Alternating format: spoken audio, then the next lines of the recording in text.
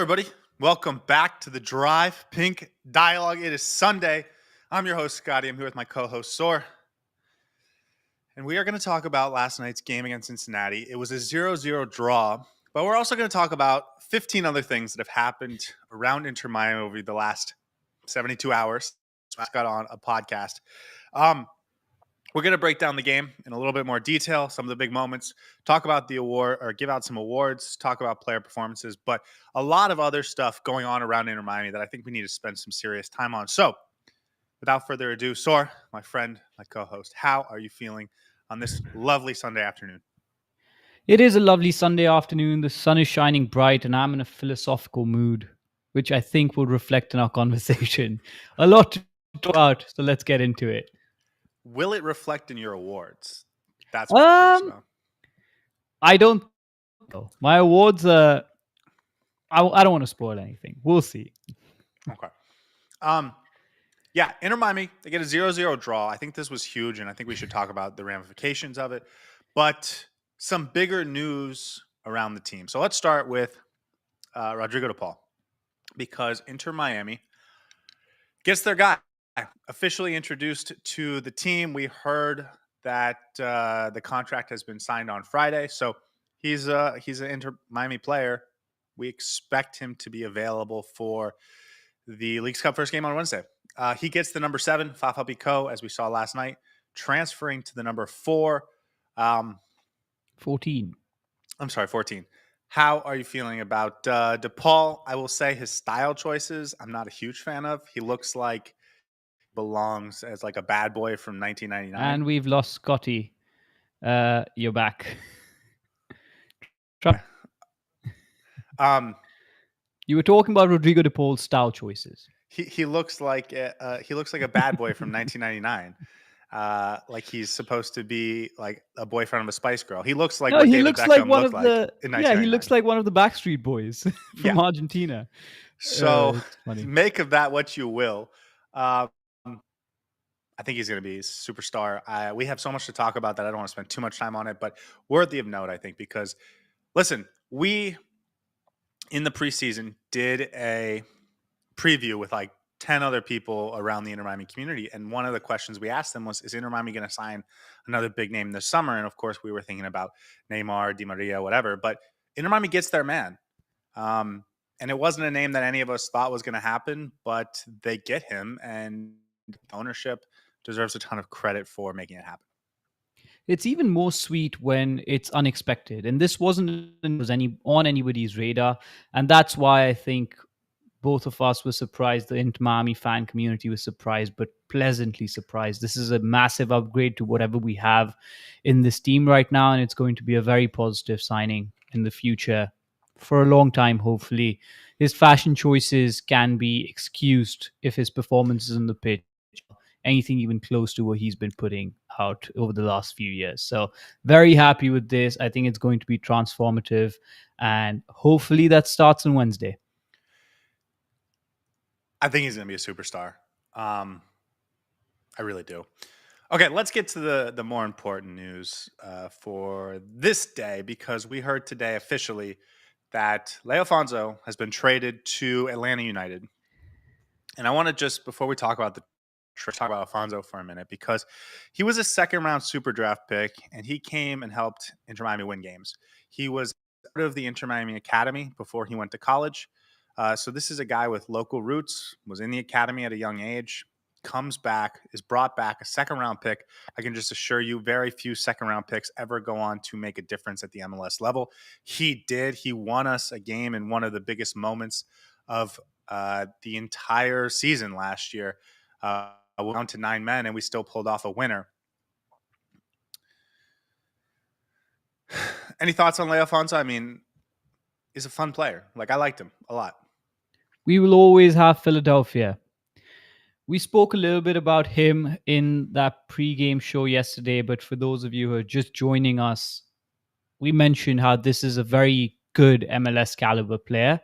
This is a player who deserves more minutes than any other MLS team, and I won't be surprised if he demanded this move, if he asked for this move, because Javier Mascherano was not going to use him. He wasn't in Javier Mascherano's plans, and that's understandable. We do have a lot of players in same positions who are ahead in the pecking order.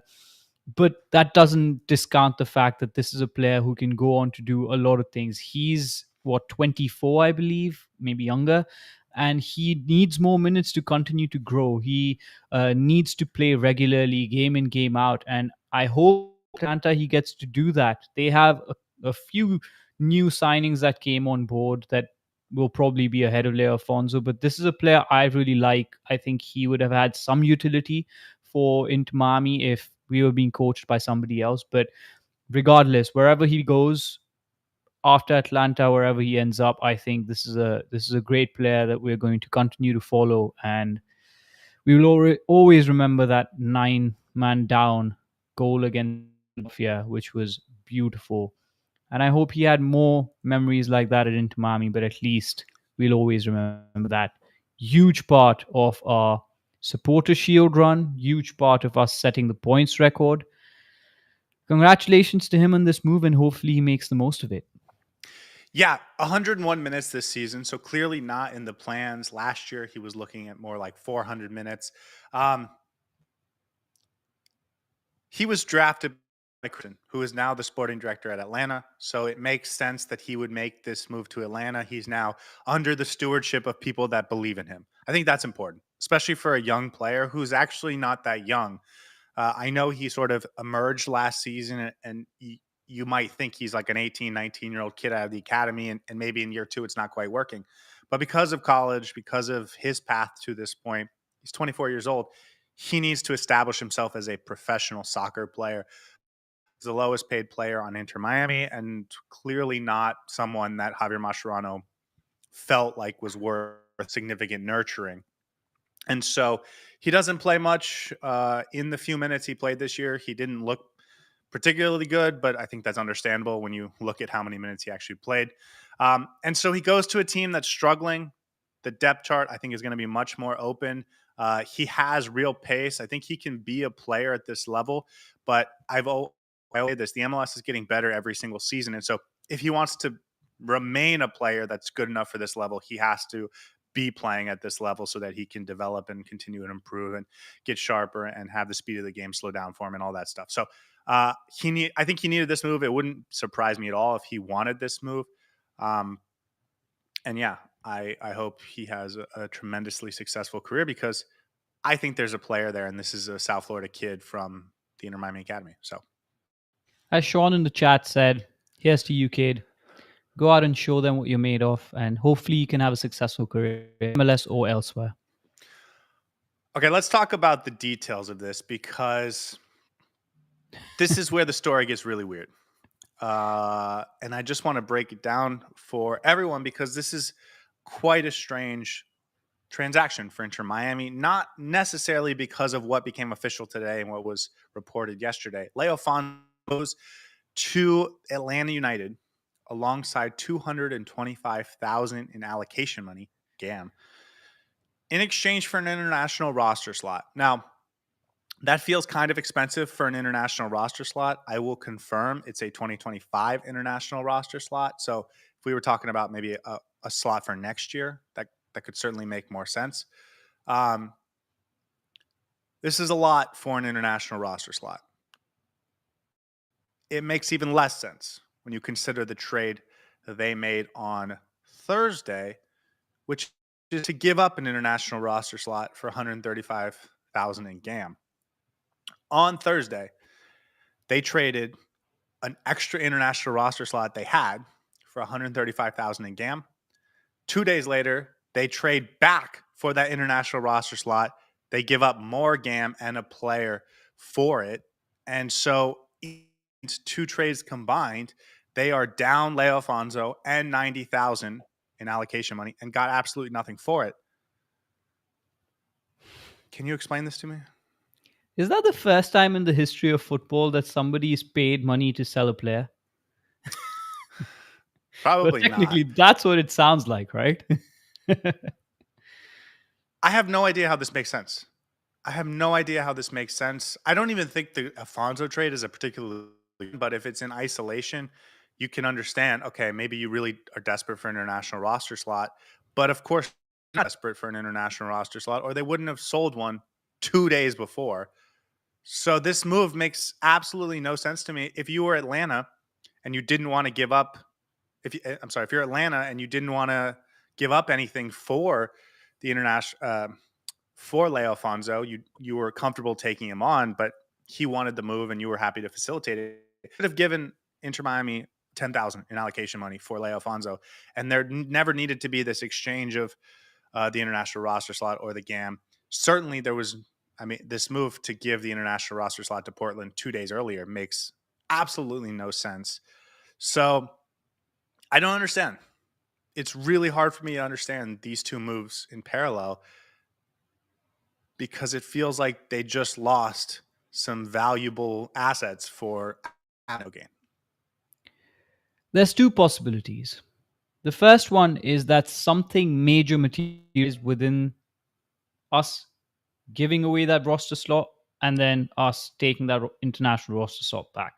Within those 48 hours, something happened, an opportunity came in the market, and they realized, oh, we're going to need another international roster slot. We made a mistake selling it. Very unlikely. I think the percentage of that happening is 5%, because nothing can just materialize in 48 hours when it comes to transfers. These are well planned ahead.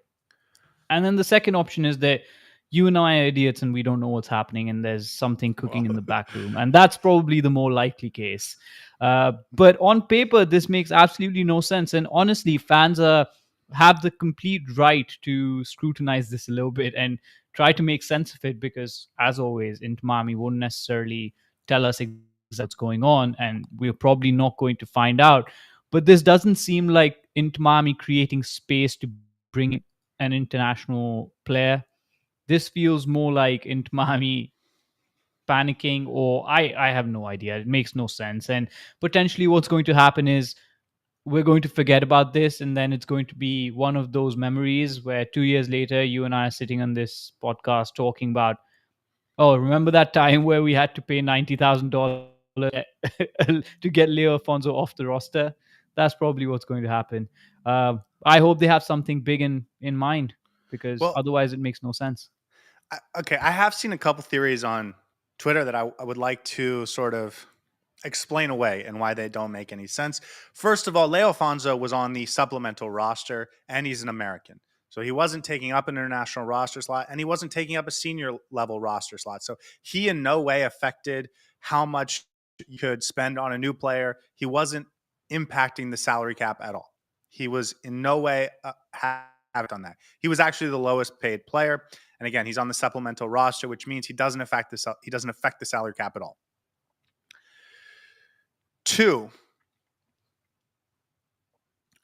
Inter Miami finished the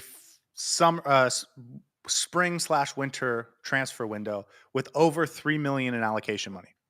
So if anything, they needed a certain amount of allocation money to get Rodrigo De Paul registered, and that's why they made the first trade and then got the spot back 2 days later.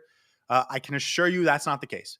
Over $3 million allocation money back in April or May, they wouldn't have had anyone to spend it on because they've brought in no new players since then. So they have plenty of allocation money to get Rodrigo De Paul on the books. And by the way, like another 2 or 3 players as well if they want to. So I have no explanation for this. I can understand them trading Leo Afonso because perhaps he wanted to move. Like I think that makes a lot of sense. But what they did on Thursday, selling the international roster slot to Portland, especially if you thought there was any chance you were going to need it, and we'll get into that more in a few minutes, it just made no sense to do that on day one of the transfer window. And so either we're the idiots and we don't see what's happening, or maybe the people in the front office in Inter Miami are the idiots. I guess time will tell, but I don't know how I feel about the track record of this front office so far, but we will have to wait and see. But I just wanted to break this down for everyone because if you looked at it and thought to yourself, that's weird, you're right. It's absolutely weird. Yeah, it doesn't make any sense. And hopefully, in the next few days or a couple of weeks, this will start to paint a much more clearer picture. Okay, let's get to potential uses for that national roster slot. Let's talk about Facundo Pellistri. That's the new rumor. He is a forward. I think he's 24. He's at Panathinaikos, which is a Greek club. He is formerly a sort of young prospect out of the Manchester United system. I guess he originally came from Uruguay at Peñarol, and then at 18 he moved to United for big money. I mean, this is a $9 million move. This is the type of player that Inter Miami would have spent a U22 spot on, like a Diego Gomez, like a Toto Aviles, etc. Except instead of going to the MLS, he went to Manchester United. So it's probably even a step higher than that. Didn't work out at Man United. Moves to Greece, has one season there, and might now be on the move. You are familiar with him. I know you're a fan of Man United. I've seen him play for Man United as well. What are your thoughts? A couple of years ago, definitely one of the players that I would have wanted to be given more opportunity. I would wanted to see him play a lot more than he was given credit for.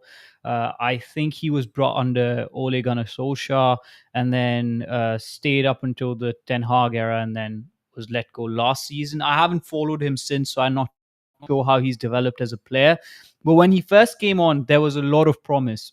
Very good with the ball at his feet. He's got silky smooth feet, twinkly toes, as we like to call it. The ball tends to stick to him. Loves to take on players, and is an out and out winger. Then I think something that this Inter Miami team lacks. So a profile that I'm excited to see because he's got speed. He likes to take players on, and is the kind of winger profile that Inter Miami needs in this roster. So I'd be very excited to see Well, how is he he though? fits. Because if I remember correctly, he's a right winger who plays is like a tricky dribbler, is a nice dribbler, but he's not a burner. He I has pace, or he He does used to have have pace. pace. Yeah, he Okay, used to have pace. He was able to take players on and he was able to dribble past. And I liked what I saw from him. And he's a good passer, he's a good finisher as well. Um, but he is a more outright winger, more akin to Robert Taylor or I don't want to say Facundo Farias because he's slightly different, but I still think there's more to him than Allende, for instance, and a profile that we don't have. I certainly like the thing I remember about him is that is a really good dribbler. Yeah, Like at this level, he'd be a special dribbler of the ball. He takes guys on, beats them, gets to the byline, can put in a cross. exactly. I don't really remember him being like a prolific finisher, but that might just be because we didn't see a ton of him in the Premier League, and of course, the Premier League's a different beast. He did not have a ton of output in terms of goal contributions in Greece. I think he had 2 assists and 1 goal in 25 games. So not a spectacular breakout campaign at the Greek league. I don't think the Greek league is particularly impressive, if I'm being totally honest. But he's also a guy that starts a lot for the Uruguayan national team. So in that respect, his international career is certainly prestigious. Um, I'm wondering how this move comes together because I believe Panathinaikos spent 6 million on him a year ago. I can't imagine they'd be willing to just let him go for free a year later. Um, and Inter Miami doesn't have any DP spots, so you're talking about a transfer of under 2 million. That's I hear this rumor, and I'm trying to figure out how all of this makes sense. Clearly, I don't read the front office's mind, particularly these days, but it's just an intriguing one to me because I don't exactly understand how Javier Mascherano wants to use him, and I don't understand how they get a player of this sort of value on the roster under the current circumstances. Maybe it's a loan move and a purchase option for a year from now. Like that could be the case. He is too old for the U22 initiative, so you can cross that list. Um, that said, I think this is the type of player MLS teams should be going for. I just don't know if I think Miami is like the best fit for it, but I would still be really excited if it happened. If this was a year ago, I would actually be over the moon with this signing because I do Yeah. think there was a lot of potential with this player. Fantastic. If anyone watched Manchester United play, Amad Diallo and Pelistri sort of came up at the same time.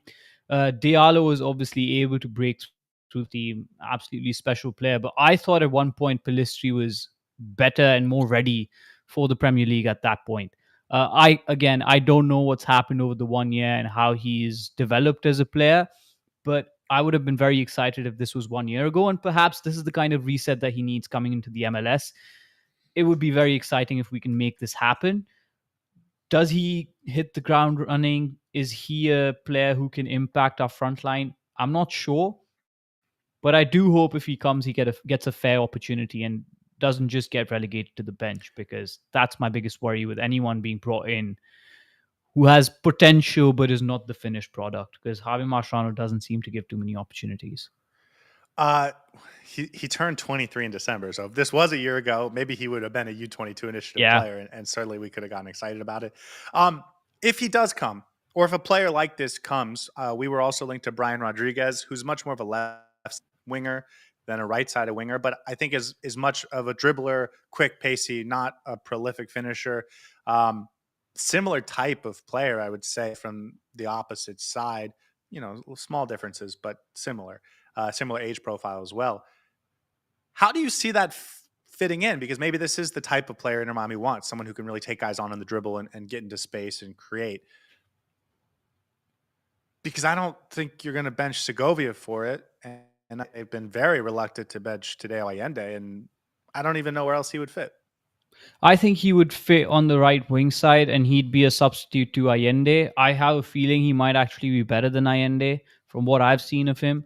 A different profile to Segovia. He's not entirely like a fast paced winger like Gabriel Peck or someone who He can wouldn't. actually. He's not like Allende. It would be Yeah, it would be reshaping what you're exactly. doing on that side. It will be somebody who can take the ball on at his feet and just drive on that byline. As you mentioned, he keeps the width and he's putting in crosses. He's creating opportunities from that side. And it's not just someone who burns the rubber and tries to get in front of goal. This will be a player who will play 1-2, get in behind. He'll have to use Cello Wagon, have those overlapping runs. So I think it'll be a very different dimension.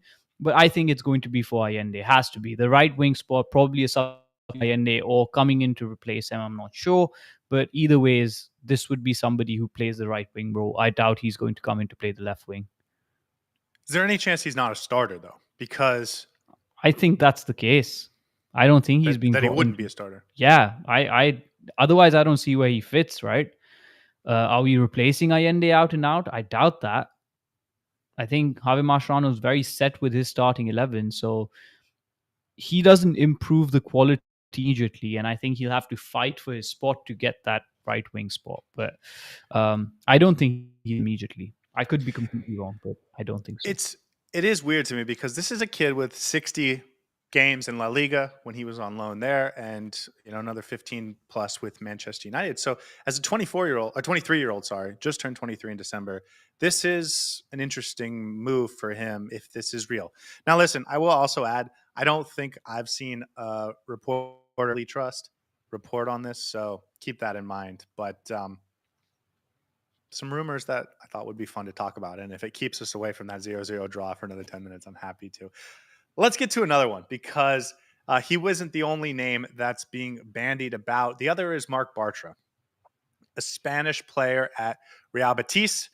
He spent some time at Barcelona, and 6 years or so was his sort of breakthrough. I think he left 2017 for Dortmund. Spent a year or two at Dortmund and then really broke through at Real Betis and has been at Betis for much of the last 6 or 7 years. Has some caps with the Spanish national team. Now he's 34. He's a center back. We've heard this name connected to Inter Miami for a long time. What do you think? I think he comes in, absolutely. I'm too sure, though. It's not as exciting. I want somebody in the center back position that's proven but has a few years ahead of him, has pace, and isn't necessarily coming in to end their career at Inter Miami. I mean, of course, anyone we sign in the defensive position is going to be that, but I would love to sign someone who's MLS proven, has the pace, and fixes our issues. I'm not sure if a 34-year-old fixes our issues. That's my only qualm about this. Other than that, I'm sure he's going to be an upgrade on what we have, but I'm not too sure. I haven't seen much of him, so I'll have to do my research to understand how he fits. But I think we need somebody who's physical, who's athletic, and who's pacey. Otherwise, it's just adding another dinosaur in the back line. Well, Sorry. it's okay. I think the thing for me is I need him to be a DP player. I don't think if you're going to get a DP player, especially a center back, it should be 34-year-old. That would make me very Absolutely not. nervous. If you're going to get a DP and then he's taking up the same sort of roster space as a Maxi Falcone, or in terms of cap charge, as a Maxi Falcone, as a Gonzalo Lujan, I would happily take this guy who just started the Conference League final in Europe and has been a long-time player for Real Betis. Like, that to me screams an immediate upgrade. Question: going to be here for the next 4 years? Is she going to be here for the next 6 months, or year and a half, or whatever? Like, if this is a short-term upgrade that's not really handicapping your flexibility moving forward, I'm all for it, because I do think he's a big upgrade on what we've seen, and we'll get into the game last night. But I'm okay with this. If you're confident he's a surefire thing. We have gone for Maxi Falcone, who I don't think has been a smashing success. He's had great moments, but not a success. And he was a guy that played a lot in the Libertadores and at sort of the highest levels of South America. We got the young and up and coming player in Toto Aviles that was worth a lot of money, a big prospect. I don't think he's been a smashing success. So what do we really need to do to get a true success at center back? Because why we've Get an MLS proven player. That's the only thing we're missing now. We had Kamal Miller, sold him, but that's what we need. An MLS proven defender. They get an MLS free agent every year, and then they sell him after one season. So last year was Julian Gressel. This year was Fafa Picault, and maybe next year it'll be a center back. I'm okay. I'm okay with it if they believe in him. I don't know if I really trust them, but I trust them a lot more to go get a veteran from Real Betis than I do for them to go get a 23-year-old in Uruguay or Argentina. So I guess I would rather go this way. Yeah, I'm not sure if he solves any of our problems, but I don't want to cry about it, even seeing him play for Inter Miami if he ever does. So I'll be excited when he joins, but we have a lot of issues in our back line, and that's what we need to address. And any signing that comes in needs to be made based on those issues that we have, and not just another player coming in to do a role or fill bodies, basically. Okay. Last thing before we get into the game, and it really is a get into the game type of transition. What'd you think of those kits, man? Love them. Tide, the name is fantastic. I really like the kits. Of course, it would have been nice to see Lionel Messi on the pitch with those kits as well, but really nice color. I think I prefer them to the away kits, or not away kits, but third kits from last year. They're a nice warm blue, and they look quite clean and cold. You know, the other thing is he was suspended for last night's game, and because he didn't play in them, they are 1,000% going to use them again this season. Something we didn't see from them last year. They didn't use it again until the playoffs. The fact that Messi wasn't in it hopefully means they're going to use it 2 or 3 times, because I thought it looked really nice. So I agree. I got mine already for Telasco Segovia, and I'm very happy with it. Love the graphics that our department came up with, and I wouldn't be upset if we had this color again 2 or 3 more times this season. Thought it looked good. Okay. Yeah. Shall we get into the game? High time, don't you think? Sometimes it's fun to talk about other things when the game is 0-0. And when the game's 4-4, it's fun to get right into the game. Okay, let's get into the starting lineup, because we normally skip this, but it was tough to put together last night.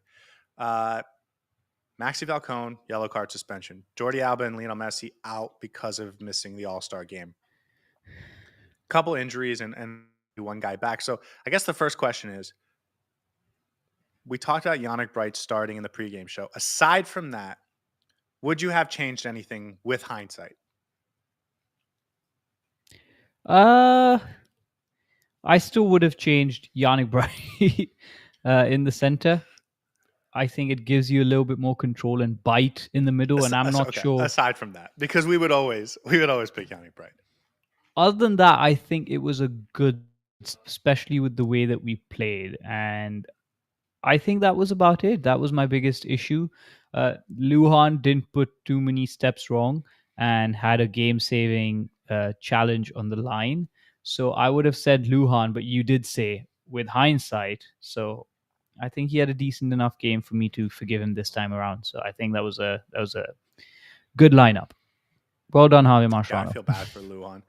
Um, Sean says those kits looked better as guys started to run around, sweat. You saw Yannick Bright and Noah Allen come in the 70th minute, and their jerseys looked so much brighter and lighter because they had just come on and they hadn't sweat through them yet. So that was, I thought, something that was certainly noticeable. But I agree. I thought they looked really good. Okay, let's get into the 11th minute because Luis Suárez has an unbelievably crisp, precise pass to Fafa Picault. Fafa Picault mashes it with the header, and it's just a really nice save by Roman Salentano. And I thought this was representative of much of the first half, where you had the Much of pure Fafa quality Pico. of a well, you had the pure quality of Busquets and Suarez putting in precision passes to Allende and Fafa, and then the finish didn't happen. Um, it was an incredible save, that one specifically. So I want to give Salentano credit. I mean, it would play. You do that 10 times, you're going to score 9 of them. But uh, the first half, Inter Miami handled it pretty well considering the differences in the game. 10, maybe 7. I thought it was like 7 nervy minutes from Kramaski, and we'll get into him certainly more. But after he gets that yellow card, I thought he really settled down, and the game really flowed a lot better than I think a lot of us felt. Cincinnati really dominated us, especially with that high press last uh, a week and a half ago when we played at Cincinnati. That was absent from this game, and Inter Miami, I thought, was able to settle into the game really well with new pieces everywhere. They had a little bit of a different structure in this game, and we'll get into that.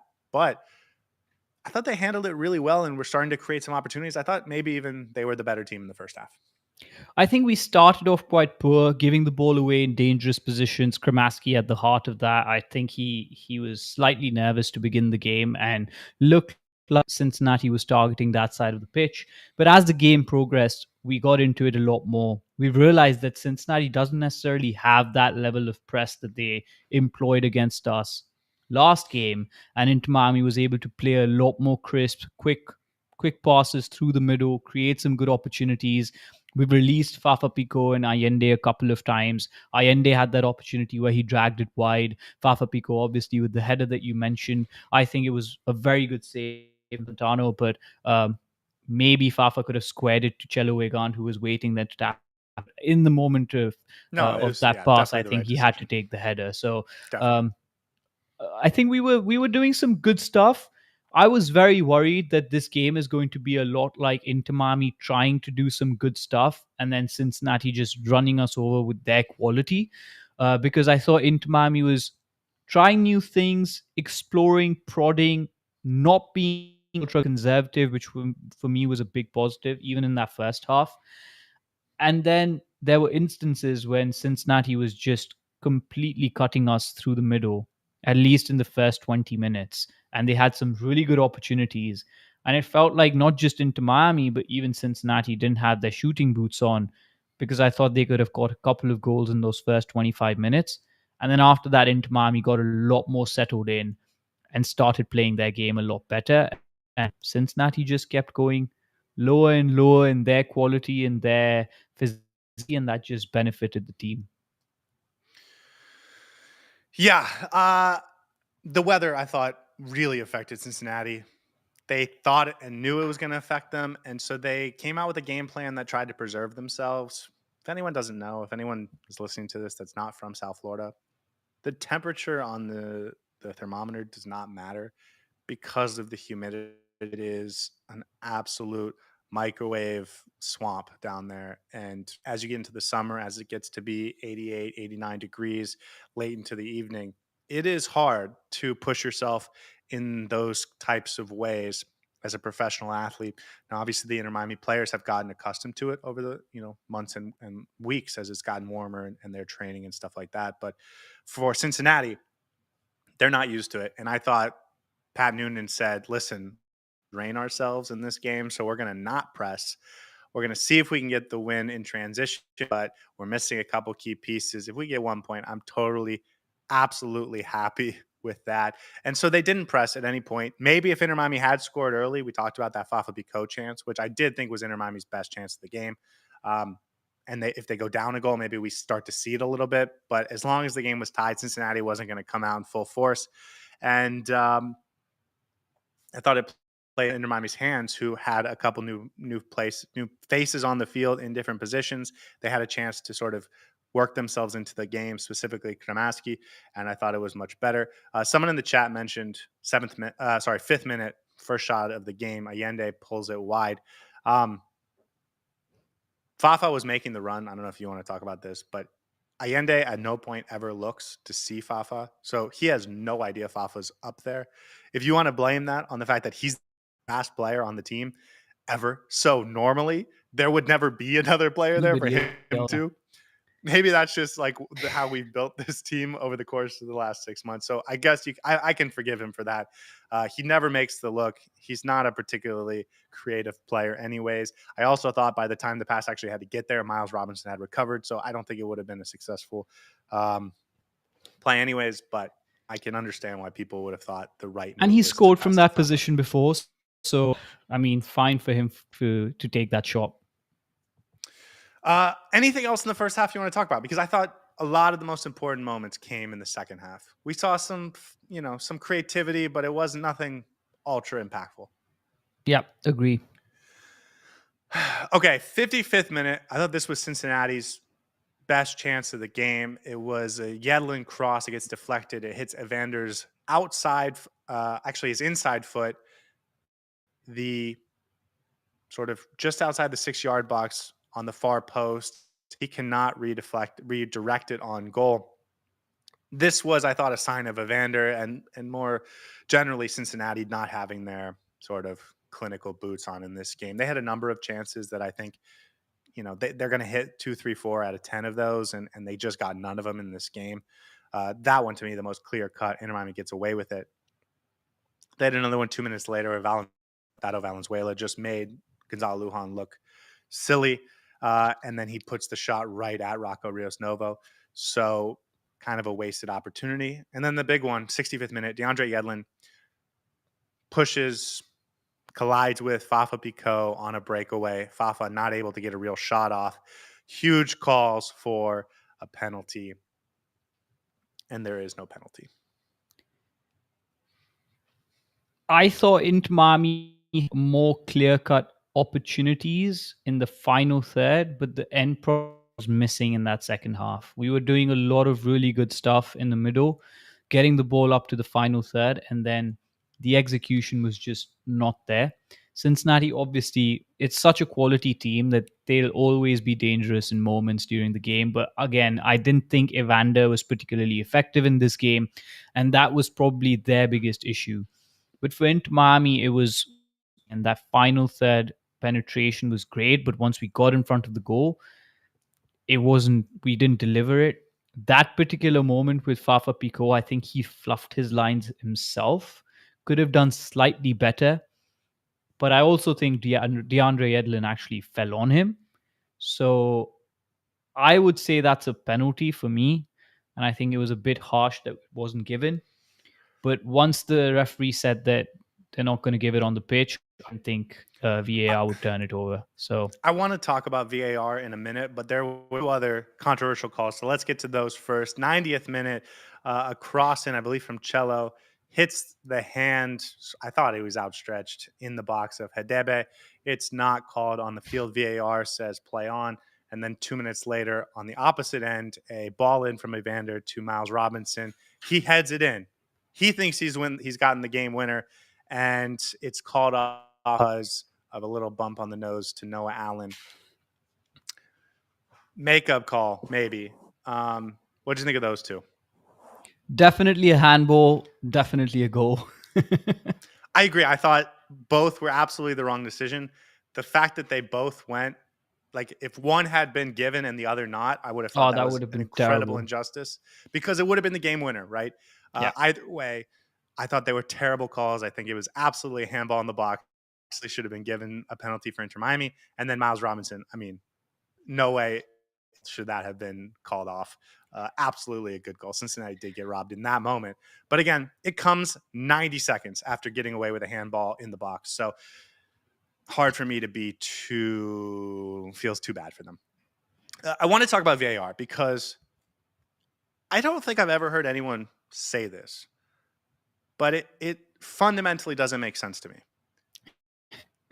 The VAR is supposed to change things when they are clear and obvious, right?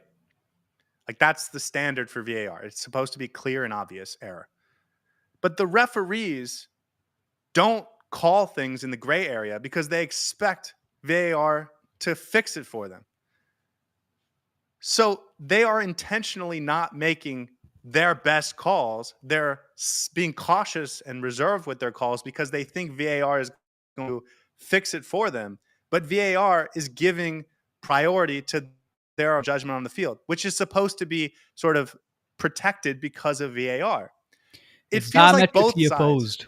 right? Both sides can't be relying on each other for this to work. It has to be the referee calls everything as they see it, and then VAR fixes it, which is not how it's done. We know it's not how it's done. We know the referees aren't even supposed to do it that way. They're supposed to be reserved in terms of stopping play and letting things happen, and they're supposed to let VAR come back and fix it if it's supposed to be fixed. But then if that's the case, VAR can't have this incredibly high standard for changing anything based on the call on the field, because the call on the field is supposed to be in tandem with what VAR sees. So I don't understand how this is logical. And I don't know, and no one ever talks about this, but this is the rule everywhere in the world that they have VAR. This is the standard. It does not make logical sense. The subjectivity will obviously come into play because this is at the end of the day humans making decisions. Even with VAR, there's a human sitting behind the video assistant viewing and making a decision. So subjectivity will always come into it. The issue is, I completely agree with you that if the referee referees the game how they normally should without even thinking that they have the video assistant to rely on, then when the VAR sees the referee make a wrong choice, at least the referee has done its bit and the VAR can make a completely unimpacted choice. But by saying, "Oh, we're only going to look at it when it's a clear and obvious error," okay, yeah, but you've already told the referee that they're only going to look at it when it's a clear and obvious error.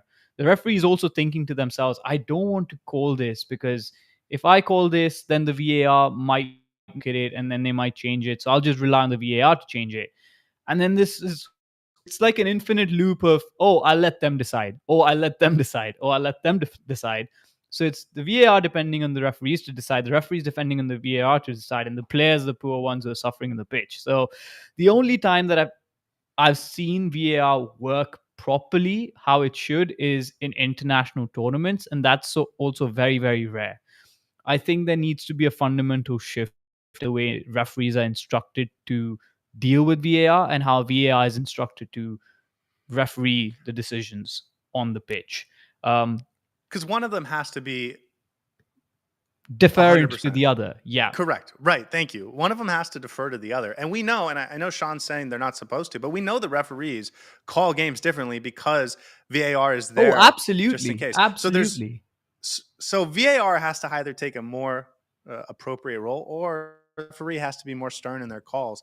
And only if the referee is actively calling it everything as they see it, which we know is not the case, then VAR should have this high standard for overturning things. The process now doesn't make sense, and yet it's the standard across the world. I don't understand it.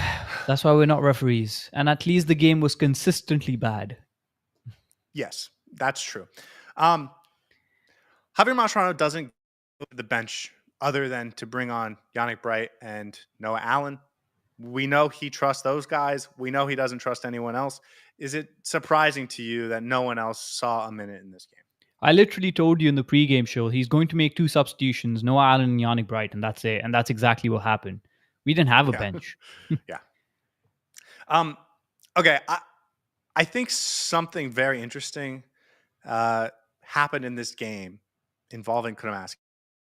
But I want to save that until we get to awards, which we'll do in a few minutes here. But before we do, is there anything else about this game that you wanted to talk about? Because it felt like two teams suffering under the weather, and pretty much everything tactically went out the window in the second half. It got really tough. The game got really open, really sloppy. Um, I thought the substitutes made Cincinnati worse. They really fell apart. They had a moment where they moved Dono over to the right to try and exploit Kramaski and see if they could make something happen there. Again, I want to get into that in more detail when we talk about Kramaski, but um, it felt to me like Inter Miami was pretty solid, and they just weren't clinical. Cincinnati was kind of poor, and they certainly weren't clinical. And both teams maybe kind of deserve 0 goals in this game. Um, and maybe that's why the referee called it that way. That period between, I think, 50 to 80 minutes was probably the worst I've seen Inter Miami and Cincinnati play from both sides. It was just so poor, constantly giving the ball to each other. They're like, oh no, you try it. Oh no, you try it. And it was just really, really bad. And it was a fairly uneventful game, if I'm being honest. Not many, no goals in it, obviously, but also opportunities were fair and few, and it didn't feel like the players really wanted to try and go out for the win. So at the end of the day, the 0-0 was a fair result. So another thing I want to talk about, and you mentioned this in the post game in our raw reaction last night. There's talent on this team. We're without a lot of good players right now. I know Messi and Jordi Alba got the headlines, but David Martinez is gone. Ian Frey's out. Our goalkeeping situation's a mess. We're missing some center backs. Noah Allen was not available for 90 minutes. Like, roster wise, we were missing a lot. And the team we put out there was still pretty good, especially that front, like the midfield forward. I thought was absolutely good MLS quality midfield. If you have that team as your top guys, like, that's still a playoff team. Redondo, I know people have questions about Redondo, but he's good enough to be a starting defensive midfielder on the 5th place team in the Eastern Conference. And Fafa Picault, we know, can be a carrier in the MLS. Obviously, Luis Suárez and Allende and Telasco Segovia, like, these guys are real deal MLS players, would playoffs if they were the key guys. Obviously, at Inter Miami, we have this super high standard, and we always talk about if they meet that. But in terms of being able to operate in the MLS, those guys absolutely have it. It was the back line that we were a little nervous about because of Lujan and his start to his Inter Miami career, and obviously Kramaski being never having played left back, and then also the third string goalkeeper. And so I wasn't surprised we were able to do stuff going forward. I wasn't surprised that the attack was a real part of this game. They weren't sort of inept going forward. And I thought the defensive concerns we saw in little bits, but overall it showed this is a pretty talented team. And if you're not down to your 4th choice left back and your 3rd choice goalkeeper, like, there's depth on this roster. And I think it was slightly more than that as well. It wasn't just the fact that we have enough quality up top to make the chances. There have been a few games this season where we've had enough quality, but we just don't do anything with the ball as much. But I think in yesterday's game, it looked like Javier Mascherano was allowing the team to go out and play a little bit more as well. And we didn't adopt that ultra conservative approach despite not having all our players. So I do want to give Javier Mascherano that credit for setting the team up that allows for more expansive football. But you're absolutely right. There was enough in this team to go out and compete with Cincinnati on an equal footing as we saw. It was just the defense that I was a little bit nervous about because it was makeshift, because it had Lujan in the middle with it. And of course, the midfield doesn't necessarily put too much emphasis on defending. Redondo, obviously not that kind of player. But there's still enough to go out there and compete with some of the best MLS teams. Our standards for this team are very high. So that's probably why we criticize it. But even on a Wednesday, oh wait, it wasn't Wednesday, on a Saturday against Cincinnati, when you put out a makeshift team, you're still able to get a result at home. And look like you belonged. Like, Yeah. they didn't look out of place. Other than maybe 7 minutes from Kramaski, who needed to get into the game. But aside from that, they looked like they Decent. belonged on the field with one of the best teams in the league. Okay. You ready for awards? Yes. Okay, guys, this show about 6 awards. Every single game, a heron of the match, a heron that flew north, and 2 individual awards each. And Soar, since you went first last time, I will go first this time. And I'm giving the man of the match to Toto Aviles, who I thought was outstanding. Absolutely brilliant performance from him. Only got his second yellow card in 15 games, so the the rumor or the hoax about him constantly getting yellow cards can, I think, be dispelled. He's been Well, very good every time he's been asked to do a work. I think for me, Toto Aviles, Noah Allen are and should be our starting centre backs. They're the best two centre backs that we have on this team, and they should be the ones who should start when both are fit. Just talking about yesterday's performance, I thought it was brilliant. Got a couple of opportunities against Kai Kamara. Did get turned around a little bit. I think he was a little bit more aggressive than he needed to be, but the communication in the back line was good enough that as soon as he went in to defend Kai Kamara one-on-one, someone was able to cover behind him, whether it was Kramaski or Lujan. But then there were other moments where he just drove the ball in the middle of the pitch and just started off an attack. And you're like, okay, Aviles is getting involved in the, and it's really good. Proactive, stepping in when he sensed danger, did not allow too many transitions. But I really enjoyed his performance yesterday. And I think it was a toss up between Suárez and Aviles, and I'm completely happy with you choosing Aviles. yesterday's game, for much of the first 60 minutes, Inter Miami was really playing in possession in a back three. Kramaski was playing very high up the pitch, and I want to get to that when we get to him. But um, Toto Aviles is that central center back in a back three with sort of Cello being very far back and Lujan taking that left side. And he had a ton of responsibility. I thought he handled it pretty well. You're mentioning a couple moments where he had a battle with Kai Kamara, but when you compare that to some of the other players on the back line, um, I thought he looked much better. And then you thought about some of the forward players for this award, and they didn't have that final product. And so for Inter Miami to get a clean sheet against a good C team, I thought the best player in the back line was Toto Aviles, and so that's why I wanted to give him hair in the match. I think Busquets maybe would have been the other guy I would have looked at, but for me, I thought it was pretty easy to go with Toto. Absolutely. Good choice. Okay, our second award, the heron that flew north. And for those that don't know, Florida herons don't fly anywhere for the winter. So if you catch one flying north, you catch one doing the wrong thing. And in that vein, Soar, who's the heron of the north for this 0-0 draw? I had a couple of options for this, and there's a reason I went with Allende. Allende for me was not particularly great. Again, he's in poor run of form.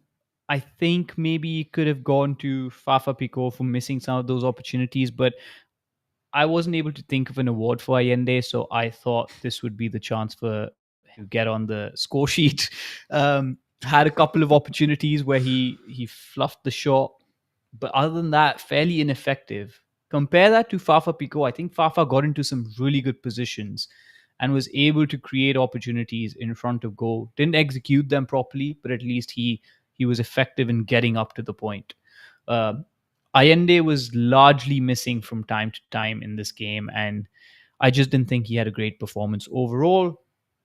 You can argue with me all you want, but I think Allende was, for me, the heron that. I wouldn't argue with you at all. He's been poor for He needs rest, basically man. since PSG. He's been poor. Yeah.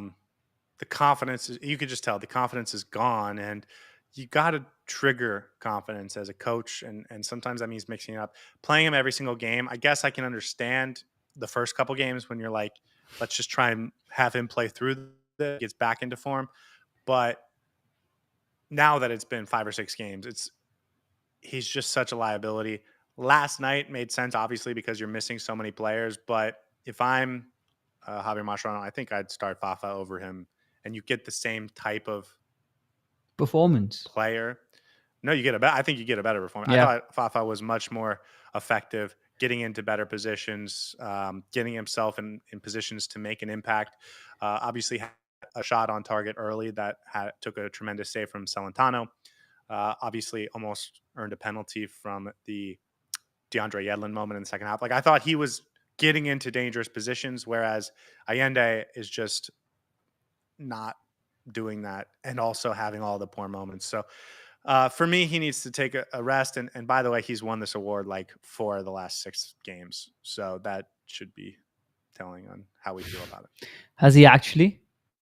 I think so, yeah. That's wild. Okay, let's get to the Where's the Logic award. Where's the Logic award? Well, obviously, this award goes to Benjamin Kramaski, because I know you want to give Benjamin Kramaski an award. I know you have an award for him. And where's the logic that he's playing in 3 different positions and he just puts on a performance every single time? How is he able to even do that? So the Where's the Logic award goes to Benjamin Kramaski. It does go to Benjamin Kramaski. You know what I noticed on the rewatch about Benjamin Kramaski? For 60 to 65 minutes, he was playing as a left wing back, and they were playing it with sort of a back 3 in possession. In my predicted lineup. Yeah. So the reason I'm giving him Where's the Logic award is, why isn't Jordi Alba allowed to do that? Because until Orellano moved over, and they did change, this did go back to more of a traditional back 4 when Orellano moved over to the right in the second half. I believe it was like the 60th, 65th minute, something like that, when they made their first substitutions from Cincinnati. They moved Orellano to the right. Kramaski played much more as a traditional defensive left back. Almost the entire 70 minutes before that, not only was he playing 10 yards higher up than the rest of the back line, they were trying to play through him to get the offense going. And that is absolutely what you would want from Jordi Alba, which never happens. And the fact that they were going to it so consistently made me feel like it was part of the game plan. We could talk about the first 7 minutes, which weren't good, but the rest of the game, I thought he was excellent. And the fact that he was allowed to play so high up the field, that he was allowed to be such a weapon in terms of ball progression, in terms of getting up the field, in terms of being an outlet high up the field, I just don't know where's the logic in that. When you have a kid playing in a position for the very first time, you would imagine you'd be asking him to be absolutely reserved, play within himself, don't make mistakes, all that kind of stuff. And instead, you're telling him to go be like an engine of the team. I don't know where the logic is. I want to give Kramaski a huge shout out because I thought he handled it. I thought after the first 7 minutes, he was really good. And so I don't know what the logic is in that, if I'm being honest. I had a really good award for him. But yeah, completely agree with this award. And you know what? He was being depended on to create those outright offensive opportunities, and we didn't suffer in our defense. We weren't getting torn apart on that side, especially the 7 minutes. So that just goes to show that even if you push your fullbacks up, there's ways to set this team up in a 3-man backline that will prevent you from being exposed on that flank. So let your fullbacks, let Jordi Alba explore. But regardless, especially if you're going to keep Cello back, which they did for much of this game. Yeah. I actually think they did get exposed a little bit on that side. But A, we know Kramaski's not a defender, and B, it's I give blame and a lot of take that though, on right? Creating a lot more sneeze. opportunities on that side of the pitch, but you're also, yes, you leave yourself a little bit exposed, but at least you're still creating opportunities and potentially can get a goal or two if you continue to do that. And not only that, if you put a real center back behind them, I actually think we would have handled it just fine. Like I think Noah Allen would have handled all of those situations that danger came from that side of the pitch pretty well. So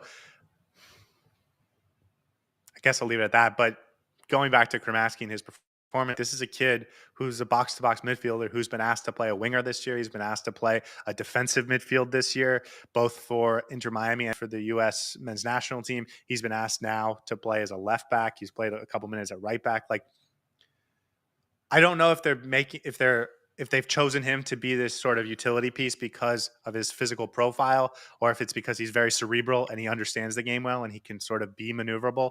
But either way, I think it's deserving of a lot of credit. Um, he wasn't no as a left back. He wasn't clearly, obviously, wasn't Jordi Alba, but It's not even his he did a position. job. He did a job. He And did a also, job, I want to and commend we him. weren't sure The that was going to first happen. 7 minutes, he was getting rinsed, and I was worried that this is going to be a vulnerability that they're going to absolutely exploit and expose. But he got into the game. He got his own back after 7 minutes, and grew with the game. So for me, that's a big testament of who he is as a player and his mentality. So um, maybe another aspect of this award is that Kramaski defies logic just by how good he is. The other thing is, even those first 7 minutes, it felt like they were trying to force him the ball to ball progress. Yeah. And that's where a lot of the mistakes came from. It wasn't a defensive issue. It wasn't a positioning issue. It was they're pushing him the ball without a lot of space, and he was being asked to distribute from there. And Cincinnati was attacking that. So you were putting him in a bad position, I thought. Um, the yellow card, maybe I should mention, pretty bad. Like, I think when that happened, we could have had a real conversation about moving Busquets back there or and moving him to the midfield or something like that. But um, obviously, he settled in well, and credit to Mascherano for seeing this in him. I don't Yeah. credit Mascherano a ton, so I want to, he deserves it. I think for seeing that Kramaski can be a guy that can do a job at a position I never would have guessed. All right. Okay, what's your next award? I'm going to give the Use the Whetstone Award. You use the whetstone to sharpen a sword.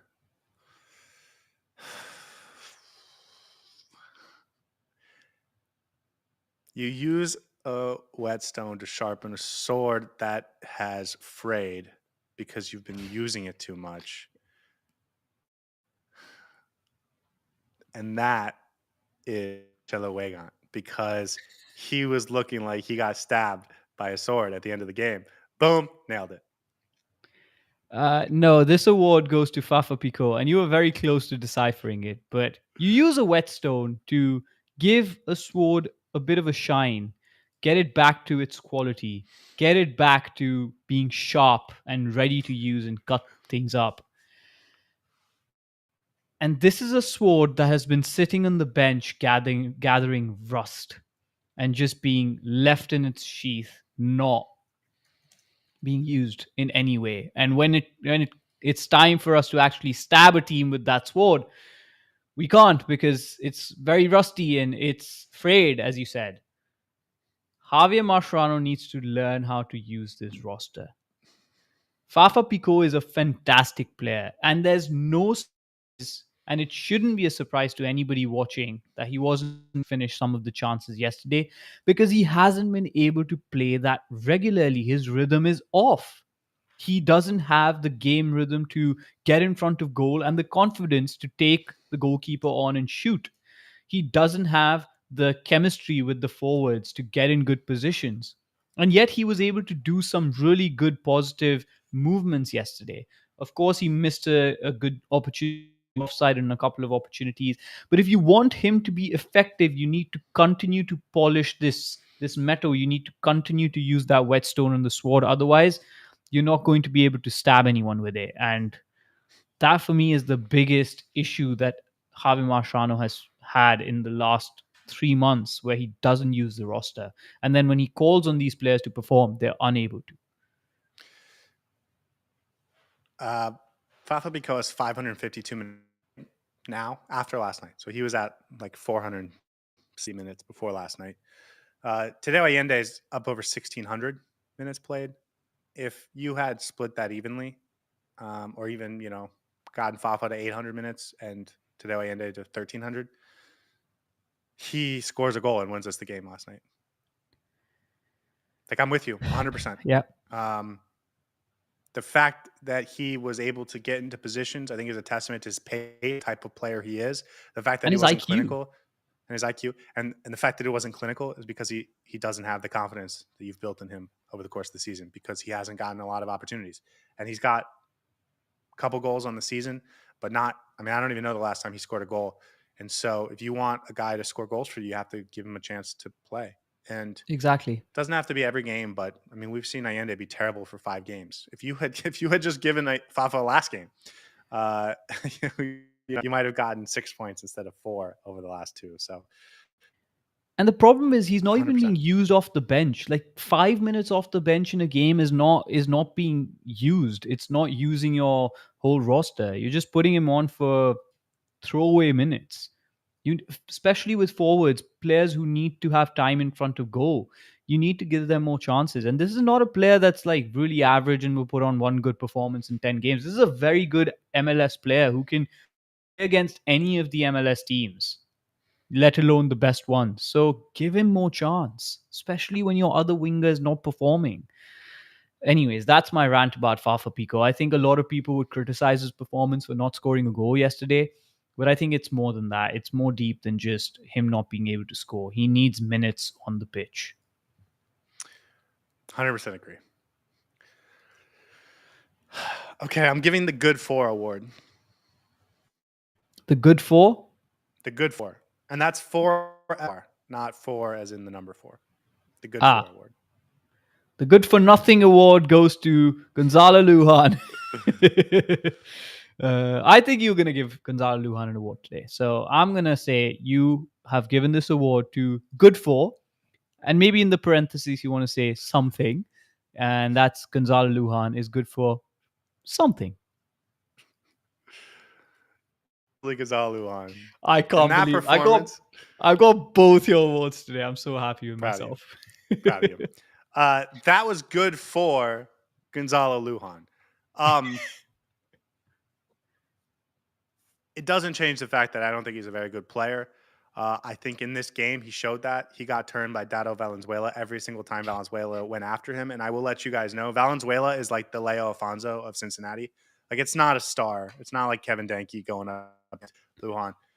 That said, he had 3 nice moments.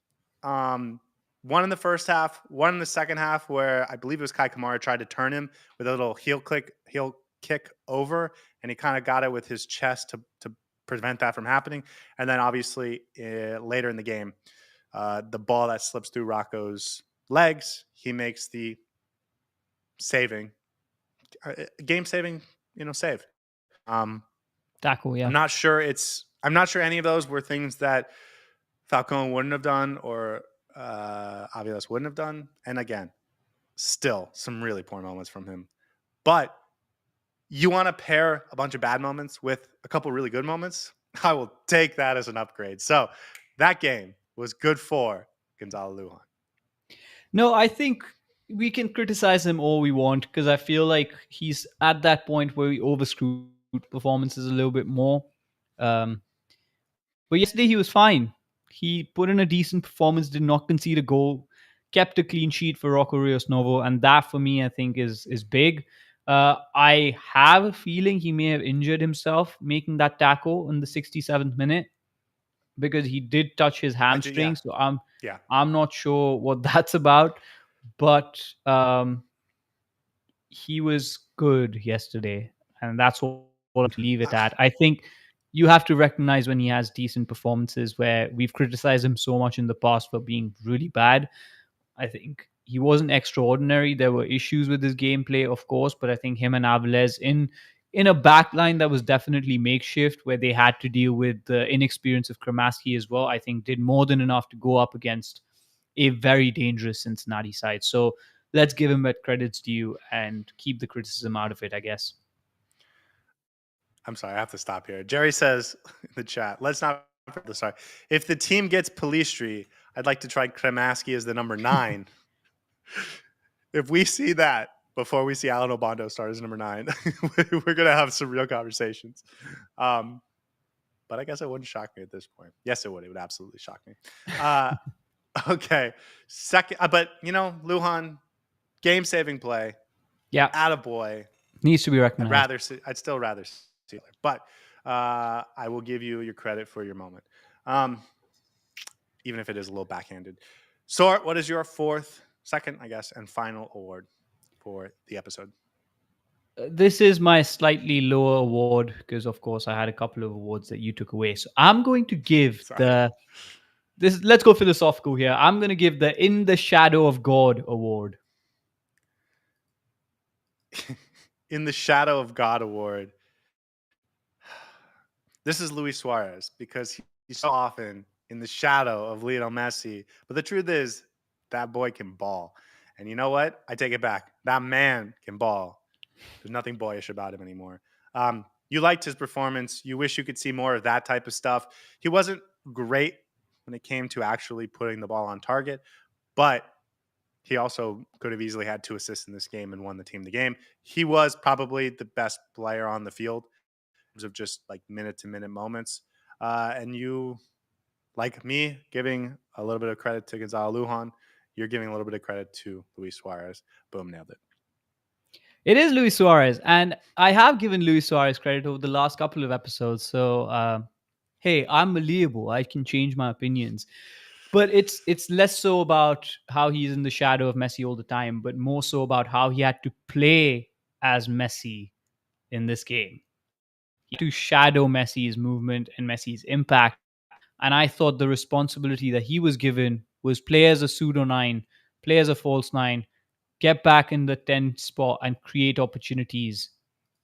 That I think suited his performance because that's what he always tries to do as well in every single game. So when he actually had to do that in a built-in system, he worked really well because his couple of little lobs that he was putting in for Fafa Picault, opportunities that he was creating, the runners in next to him that were relying on him to put in the passes. I thought he played really well off of them, and not prolific in front of goal yesterday, but I think his responsibility was very different, and he had to step into that number 10 role, step into the shadow of Lionel Messi, and he played very well for my liking. I wish we could have got a goal because that would have given him a lot more credit and it could have shown something for his performance. But regardless, I think he had to adapt. I spoke about Luis Suarez adapting his performances.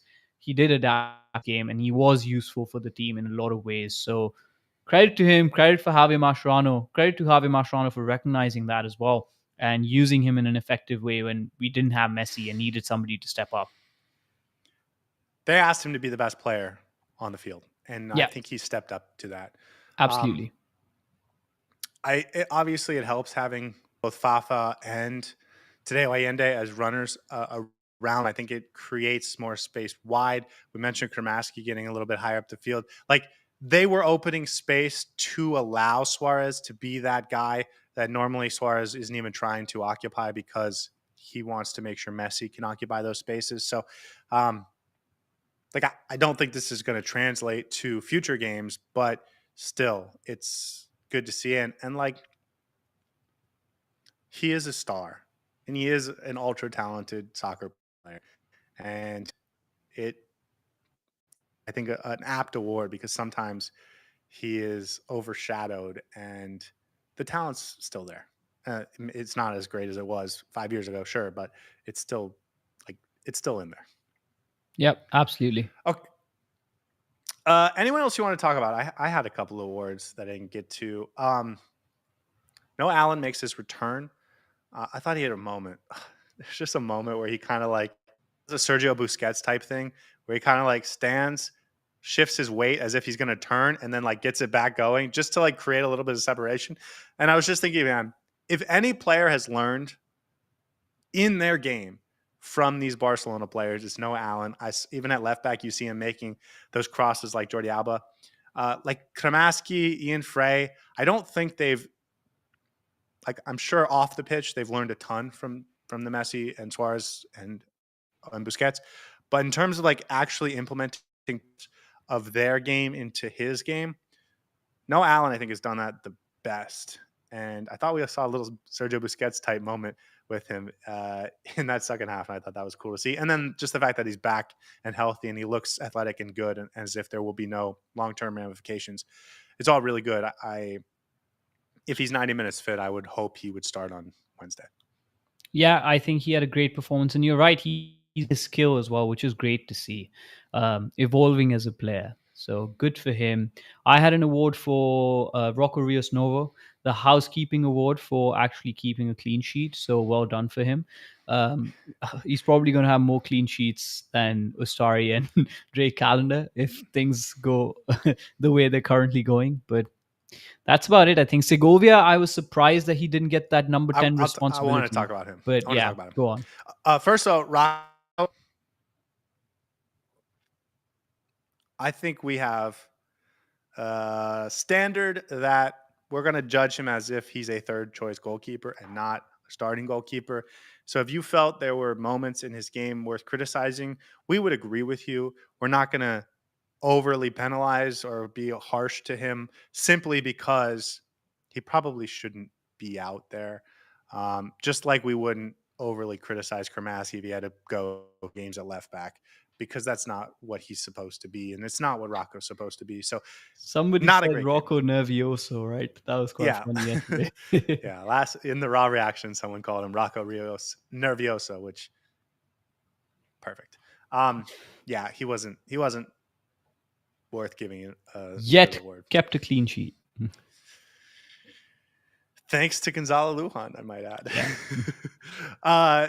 To Segovia, I thought Cincinnati decided the one thing we're going to do with our sixes, and I only noticed this on the rewatch, is we're going to make sure Segovia doesn't beat us. That was their game plan, and they did a great job of it. So Segovia was not particularly impactful in this game, but I thought it was because Cincinnati decided that's the danger man, and we're going to make sure we take him out of the game. And I thought they did a really good job of it. He was playing a little bit higher than last time we talked about how much really changed.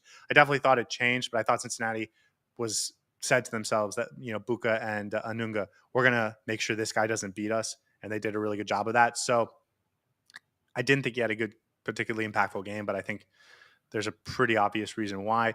Busquets, I thought, played really well. And Redondo, I thought, was fine. So, and Yannick Bright is just a magnet to the ball. It's uncanny. You know how we feel about him. Wagan, I thought, was solid, considering how he looked against Orejano a week and a half ago in Cincinnati. I mean, it was just night and day difference, was able to shut down that left side. It was weird to me because it felt like the game plan from Cincinnati 10 days ago was we're going to attack that left side, and they did it really well. And they just transported that despite the fact that you had Kramaski as sort of a non-left back on the other side. They didn't actually really go after too much. They tried to stick with that left side, and Cello did, I thought, a pretty nice job of dealing with him and Aviles, actually. But Cello was part of it and deserves credit for it. And we've seen him be kind of poor over the last couple weeks, and so I thought, again, this was back to him being like a nice, Solid. above average to above average MLS player, and that was good. And it got to the point where their adjustment in the second half was like, okay, we're going to stop attacking him and we're just going to go after the other side because so I will good say performance he from did Cello. look like a shot in the leg, and after that he just was wobbling everywhere, and I wondered to myself, what's that about? But I think everyone was just really tired. So surprised there was no David Ruiz. That very surprised. Actually feels like the one player you might have brought off the bench. Yeah. But it was a 0-0 game. Obviously, up until stoppage time, it could have gone either way. So I guess you can understand Javier Mascherano not changing too much. Anything else about this game you wanted to get off your chest? No, the fact that we didn't lose was a big thing, and I think this will serve us well. Yes, Inter Miami. I think that draw was huge because if they had given up 6 points to Cincinnati, we would have been 10 points behind them, and they're going to get some pieces back. They have a lighter schedule in terms of the number of games left. Like, I thought it was going to be really hard to catch Cincinnati if we lost last night. And so obviously you'd want the win, but considering the circumstances, a draw is certainly nice. And so that leads us to the table where Philadelphia, who does win last night, gets to top the table. They're 8 points ahead of Inter Miami. The Herons have 3 games in hand. I don't think we should rely too much on the games in hand because we're going to play more games than everyone else, and we're already tired, and we don't have a ton of depth, and our coach doesn't rotate a ton. So, I don't think those are automatic wins, but we're still in the hunt. Unfortunately, Orlando City catching up a little bit. They're only 1 point behind us after a win last night.